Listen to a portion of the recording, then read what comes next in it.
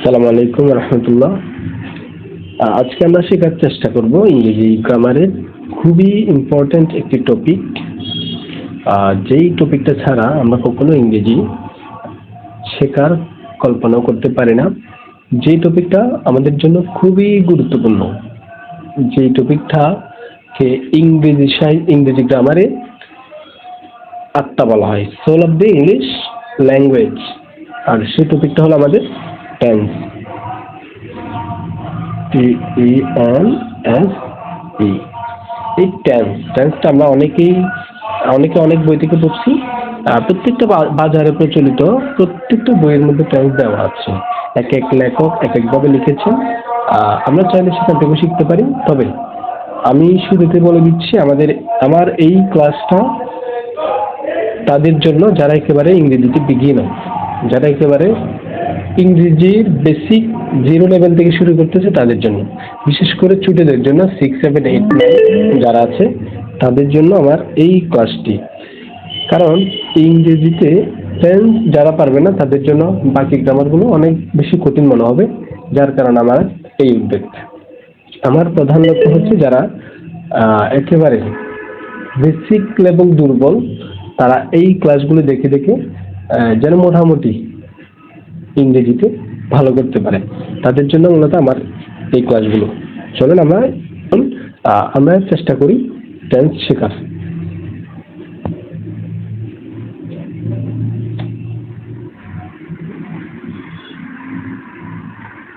বোর্ডে দেখতে পাচ্ছেন, এটা হচ্ছে আমার নিজের তৈরি করা একটি শীট। এখানে লেখা আছে টেন্স। টেন্স শব্দের অর্থ কি আমরা আগে জানবো। কি টেন্স অর্থটা কি? ঠিক আছে, টেন্স অর্থটা হলো কাল। টেন্স অর্থটা কি? কাল। কিসের কাল? ক্রিয়া সম্পাদনের কালকে কি বলা হয়? টেন্স বলা হয়। এখানে লেখা আছে the time of accomplishing an action of a verb is called tense. ভার্বের কোনো কাজ সম্পন্ন হওয়ার সময়কে কি বলা হয়? টেন্স বলা হয়। টেন্স প্রধানত 3 প্রকার। ঠিক আছে, present tense, past tense, future tense. এই 3টে টেন্সকে আবার প্রতিটিকে 4টি করে ভাগ করা হয়েছে। দেখুন, প্রেজেন্ট টেন্স, এই যে প্রেজেন্ট টেন্সকে ইনডেফিনিট, কন্টিনিউয়াস, পারফেক্ট কন্টিনিউয়াস, এই 4টে ভাগে ভাগ করা হয়েছে। অর্থাৎ present indefinite, present continuous, present perfect continuous. ঠিক same past indefinite, past continuous, past perfect continuous. একইভাবে ফিউচার টেন্সকেও 4 ভাগে ভাগ করা হয়েছে। Future indefinite, future continuous, future perfect continuous. এভাবে আমরা টেন্সের 12টি স্ট্রাকচার আমাদের মনে রাখতে হবে। টেন্সের 12টি স্ট্রাকচার যদি আমরা প্রপারলি পারি, আমাদের জন্য টেন্স খুবই ইজি মনে হবে। চলুন আমরা টেন্সের প্রত্যেকটি গঠন সম্পর্কে একটু আলোচনা করি। ওকে,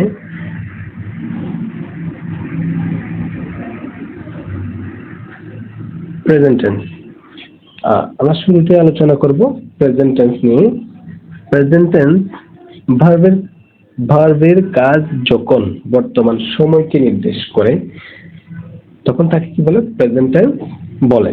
এই যে এখানে লেখা আছে ভার্বের কাজ যখন বর্তমান সময়কে নির্দেশ করে তাকে প্রেজেন্ট টেন্স বলে।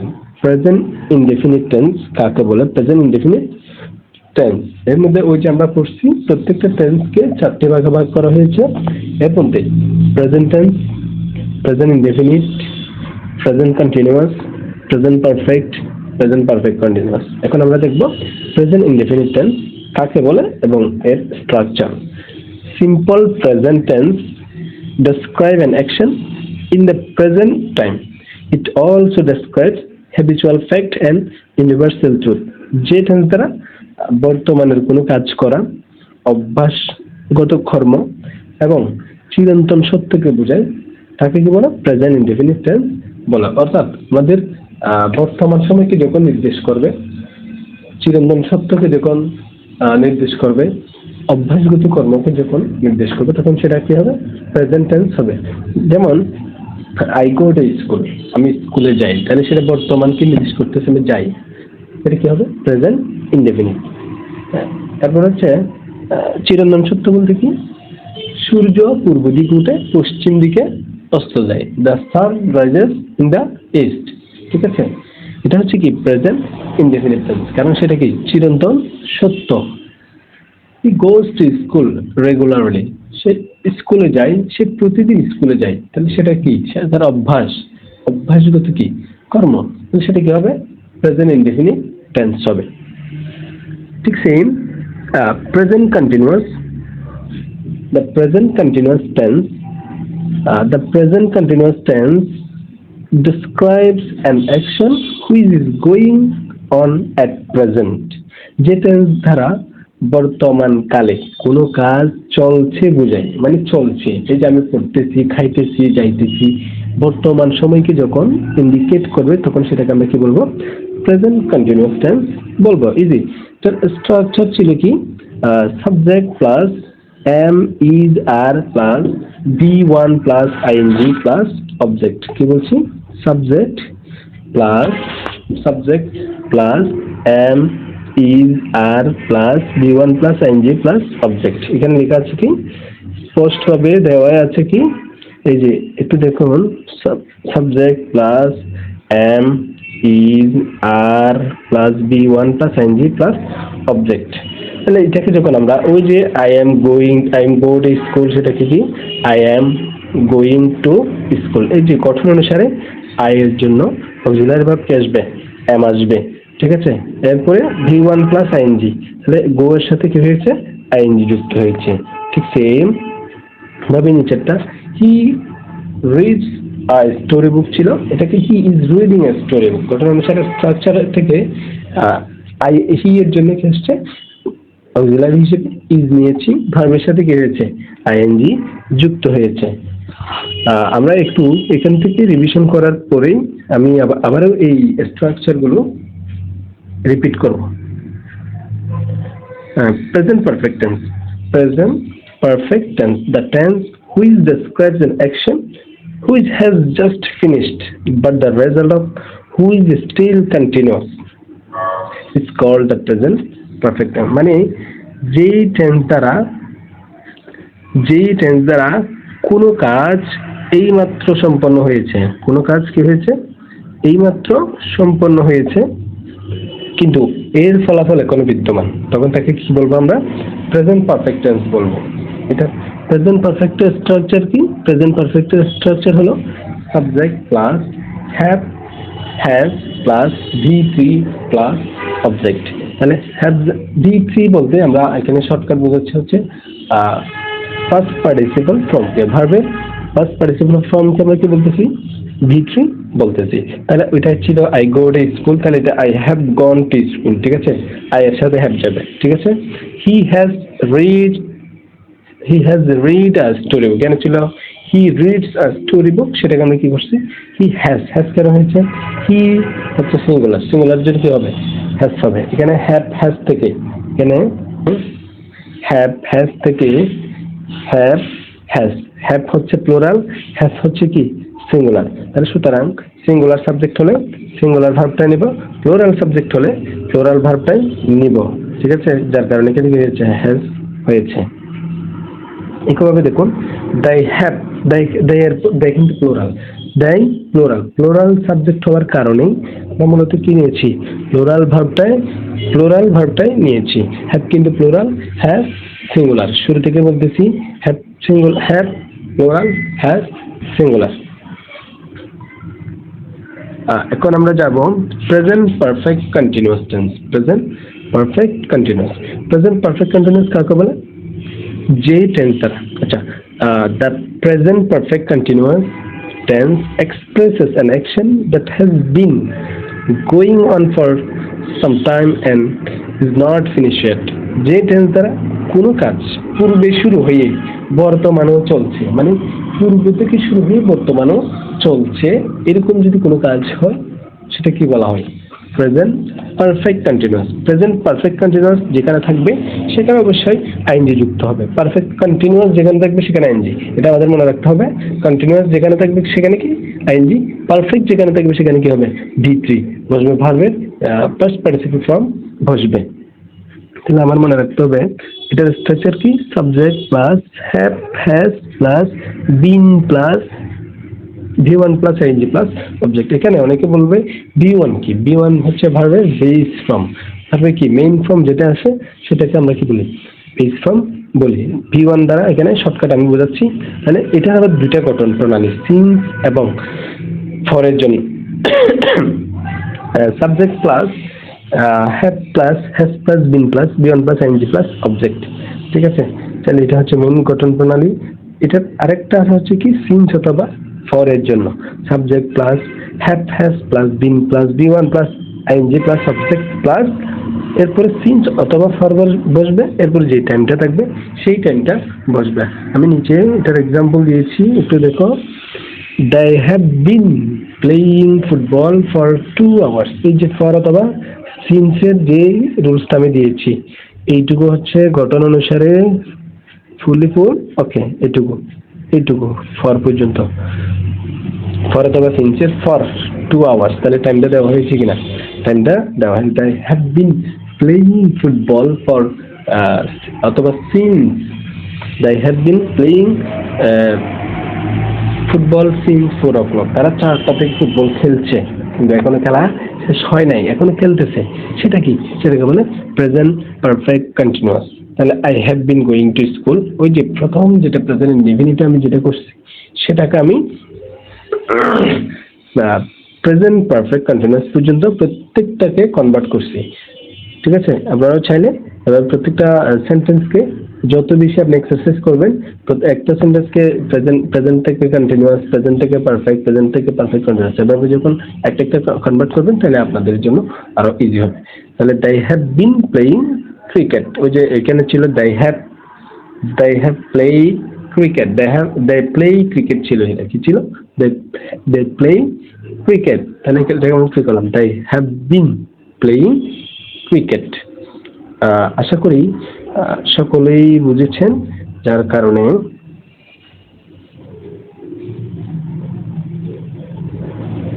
ঠিক আছে। তাহলে এখন আমরা একটু দেখব ওই টপিকগুলো, আমরা এই টপিকগুলো আমরা আরেকটু রিভিশন করব।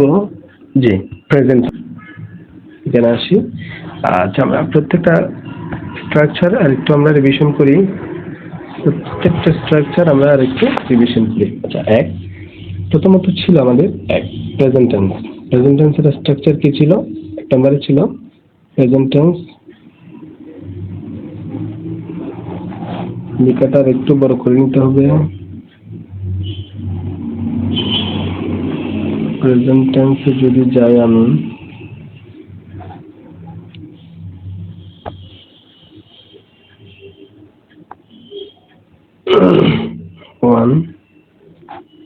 এক হচ্ছে প্রেজেন্ট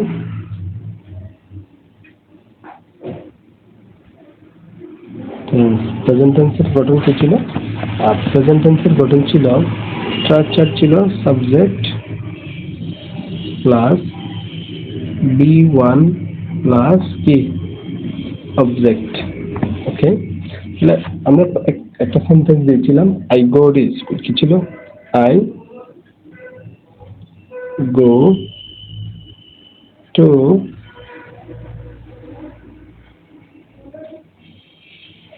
to স্কুল। এখানে আই হচ্ছে সাবজেক্ট। আই কি? এখানে আই হলো কি সাবজেক্ট। এই যে আই হলো কি? এই আই হলো সাবজেক্ট। গো হলো কি ভার্ব। টু স্কুল হলো কি অবজেক্ট। ঠিক আছে, টু স্কুল কি অবজেক্ট। এটাই। তাহলে subject plus V1 plus object. এখানে অনেকে বলবে V1 সমান কি? V1 মানে হচ্ছে বেস ফর্ম। কি হবে? বেস ফর্ম, ভার্বের বেস ফর্ম, অর্থাৎ যেটা মেইন ফর্ম রয়েছে সেটাকে আমরা কি বলি? ভার্বের base form.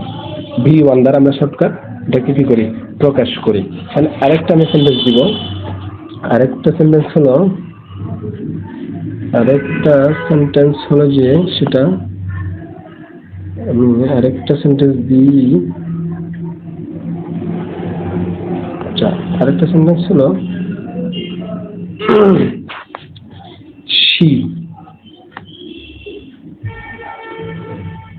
she goes to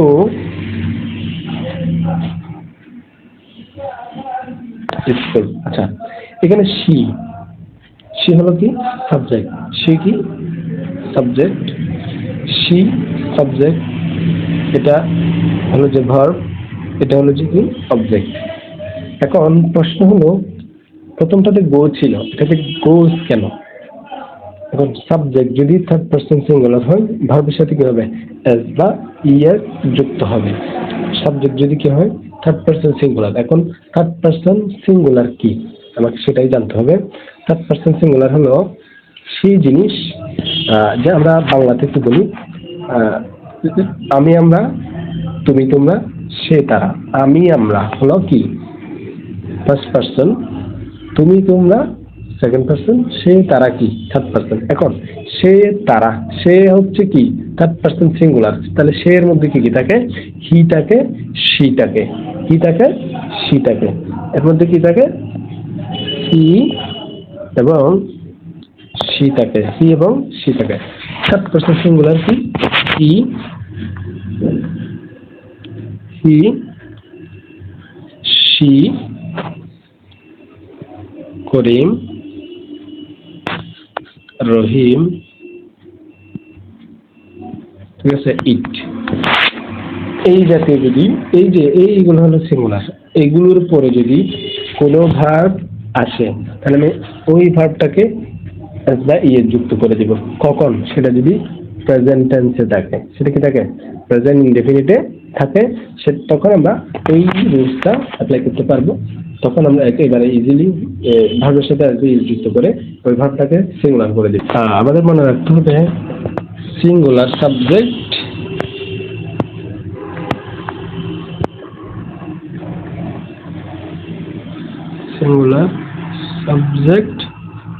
plus কি সিঙ্গুলার ভার্ব,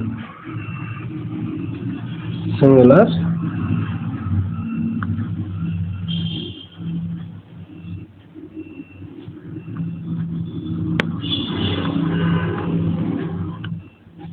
বা প্লুরাল সাবজেক্ট,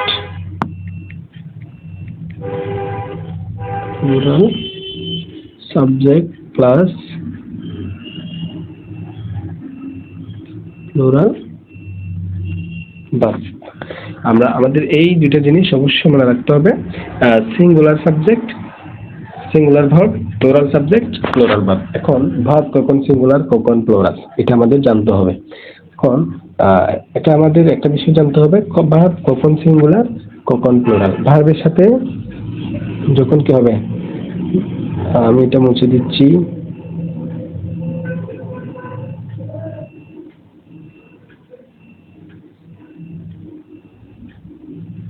ঠিক আছে। ভার্বের সাথে ভার্ব প্লাস এস অথবা ইএস, তখন সেটা কি সিঙ্গুলার, ঠিক আছে। আর নাউন প্লাস এস অথবা ইএস যখন হবে সেটা কি হয়ে যাবে, প্লুরাল হয়ে যাবে। এগুলো আমাদের অবশ্যই মনে রাখতে হবে। ভার্বের সাথে যখন এস বা ইএস যুক্ত হবে তখন ভার্বটা কি হয়ে যাবে, সিঙ্গুলার হয়ে যাবে। ভার্বের সাথে যখন এস বা ইএস যুক্ত হবে তখন ভার্বটা কি হবে, সিঙ্গুলার হবে। নাউনের সাথে যখন এস বা ইএস যুক্ত হবে তখন সেটা কি হবে, প্লুরাল হয়ে যাবে। এই জিনিসগুলো যেন আমরা ভুল না করি সেজন্য আমি মূলত এই ক্লাসগুলো নিচ্ছি। যারা ছোট একেবারে 6-7 পরে তাদের জন্য আমার এই ক্লাসগুলো খুবই গুরুত্বপূর্ণ। তাদের এই টেন্সের এবং এই ছোটখাটো বেসিক এগুলোর কারণে অনেকে হচ্ছে গ্রামারকে অনেক ভয় পায়। ওকে, এখন আমরা দেখব প্রত্যেকটা টেন্সের, আমি স্ট্রাকচারগুলো আরেকটু রিভিশন করব। প্রত্যেকটা টেন্সের স্ট্রাকচার গুলো আরেকটু আমি রিভিশন দিচ্ছি। দেখুন প্রেজেন্ট টেন্স করে দিচ্ছি। আমরা কি আমি করতেছি আই গো টু স্কুল চলে আসি। আমরা এই জিনিসটা করব। এখন প্রেজেন্ট কন্টিনিউয়াস টেন্সের স্ট্রাকচার, প্রেজেন্ট কন্টিনিউয়াস টেন্স যেখানে কি প্রেজেন্ট কন্টিনিউয়াস টেন্সের স্ট্রাকচার হচ্ছে subject as the subject plus am is are plus বি1 প্লাস আইএনজি প্লাস কি অবজেক্ট। ঠিক আছে না, এই স্ট্রাকচার অনুসারে এগুলো কিন্তু আমার ওই শীটের মধ্যে স্পষ্টভাবে টাইপিং করা আছে। আমি এরপরও আবার রিভিশন করতেছি যেন মনে থাকে। তাহলে আই গো টু স্কুল, এই যে আই গো টু স্কুল এই সেন্টেন্সটাকে আমরা কি করব, একটু পরিবর্তন করার চেষ্টা করব। এই যে কন্টিনিউয়াস, এটা প্রেজেন্টে আছে, আমরা কন্টিনিউয়াসে যাব। তাহলে গঠন অনুসারে সাবজেক্ট, সাবজেক্ট এখানে কি হবে আই হবে, সাবজেক্ট কি হবে আই হবে, সাবজেক্ট আই। তাহলে এই গঠন অনুসারে আই এর জন্য এম হবে। সব পৃথিবীর সব জায়গায় আই যেখানে থাকবে প্রেজেন্ট কন্টিনিউয়াস টেন্স আসছে, এম ইজ আর থেকে আমি কাকে নিব, এম কে নিব। আইটা হচ্ছে আই এর জন্য হচ্ছে এমটা, এমটা হচ্ছে আই এর জন্যই বরাদ্দ। তাহলে আই, তাহলে এই গঠন অনুসারে এস, এসটা হচ্ছে এস সাবজেক্ট, সাবজেক্ট হচ্ছে কি আই, আই জন্য কি বসবে এম বসবে। তাহলে I S. Okay, I am এর পরে বি1 আছে, বি1 কি আছে গো আছে। এরপর কি আছে আইএনজি যুক্ত হবে কার সাথে, এই ভার্বের সাথে গো, বাকিটা অবজেক্ট, অবজেক্ট মানে হচ্ছে এটা গো, গোয়িং টু স্কুল। ঠিক আছে, আর লেখাগুলো একটু সুন্দর নাও হতে পারে, কারণ এটা হচ্ছে আমি স্ক্রিনে লিখতেছি, যার কারণে হোয়াইট বোর্ডের মতো এত স্পষ্টভাবে লেখা যাচ্ছে না। এরপর আমি বোঝানোর চেষ্টা করতেছি। এখন আমরা দেখব প্রেজেন্ট কন্টিনিউয়াস গেল, প্রেজেন্ট ইনডেফিনিট গেল, প্রেজেন্ট কন্টিনিউয়াস গেল, প্রেজেন্ট পারফেক্ট কন্টিনিউয়াস। আমরা দেখব কি প্রেজেন্ট পারফেক্ট কন্টিনিউয়াস টেন্সটা একটু দেখব। ওকে, আমি এগুলো মুছে দিচ্ছি।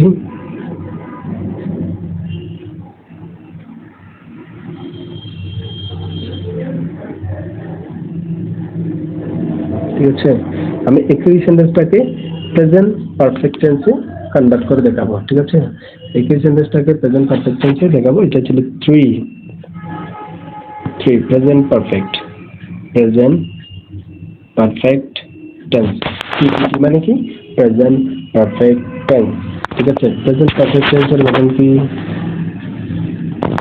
Subject plus have has plus b3 plus মনে থাকবে প্রেজেন্ট পারফেক্ট টেন্সের গঠন কি subject plus have plus have অথবা has plus v3 plus subject. অনেকে জিজ্ঞেস করবে v3 কি, হোয়াট ইজ v3? v3 হচ্ছে first participle form, first participle form, form হচ্ছে কি v3 ফার্স্ট পার্টিসিপল কি গো এর ফার্স্ট পার্টিসিপল, গো এর ফার্স্ট পার্টিসিপল কি মানে দেখাচ্ছি।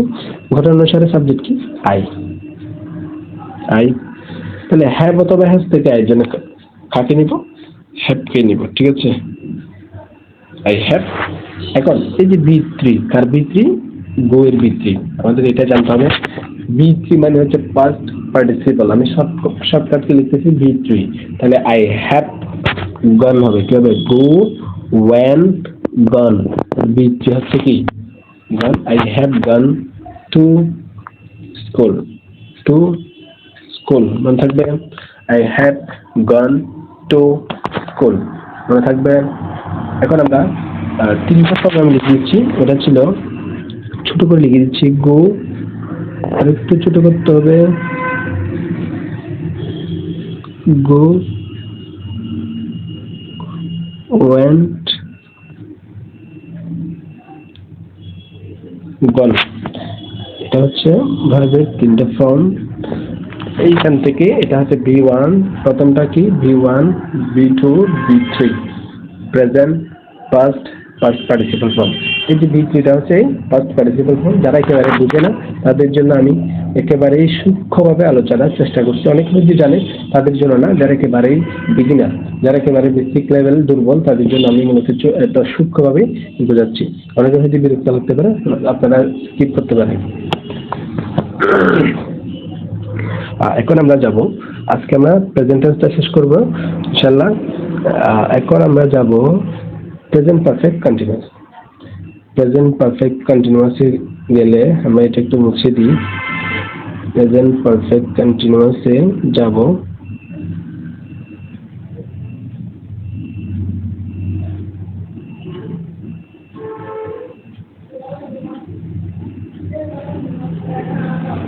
ওকে, এখন আমরা যাব present perfect continuous. Present perfect কন্টিনিউয়াসে গেলে প্রেজেন্ট পারফেক্ট কন্টিনিউয়াস 4 নম্বর দিব আমি সেটাকে প্রেজেন্ট পারফেক্ট কন্টিনিউয়াস টেন্স। ঠিক আছে, প্রেজেন্ট পারফেক্ট কন্টিনিউয়াসের গঠন কি? Subject plus have has plus been plus V1 plus ing plus object. আমরা সেম ভাবে যদি এটাকে স্ট্রাকচার অনুসারে যদি আমরা এটাকে কি করতে চাই, পরিবর্তন করতে চাই, সাবজেক্ট অনুসারে আই আসবে, কি আসবে? আই। তাহলে আই হ্যাভ, ওটার মতোই প্রেজেন্ট পারফেক্টের মতোই আই হ্যাভ। ওকে, শুধু বিনটা যোগ হবে।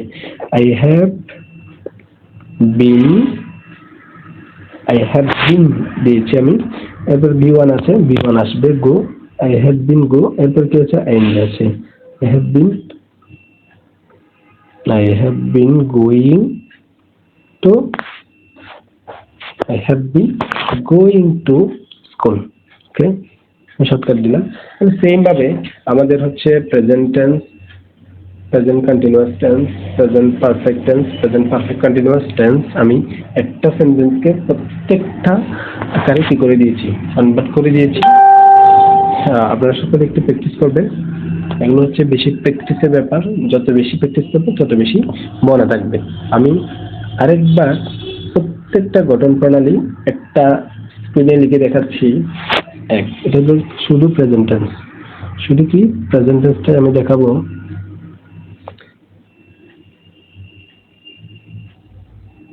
প্রেজেন্ট টেন্স, ওকে। এক হলো স্ট্রাকচার, একটা গঠন হলো present indefinite subject plus B1 plus object. ঠিক আছে, একটা গঠন হলো সাবজেক্ট প্লাস am is, লেখাটা আর একটু বড় করতে হবে, লেখাটা আর একটু বড় করা দরকার, বড় না হলে subject plus am is are plus B1 plus ing plus object. ঠিক আছে, প্লাস অবজেক্ট। আরেকটা হলো যে কি 3 নম্বর হলো সাবজেক্ট প্লাস হ্যাভ অথবা has plus B3 plus object. Okay, আরেকটা হলো কি 4 নম্বরটা ছিল এরকম,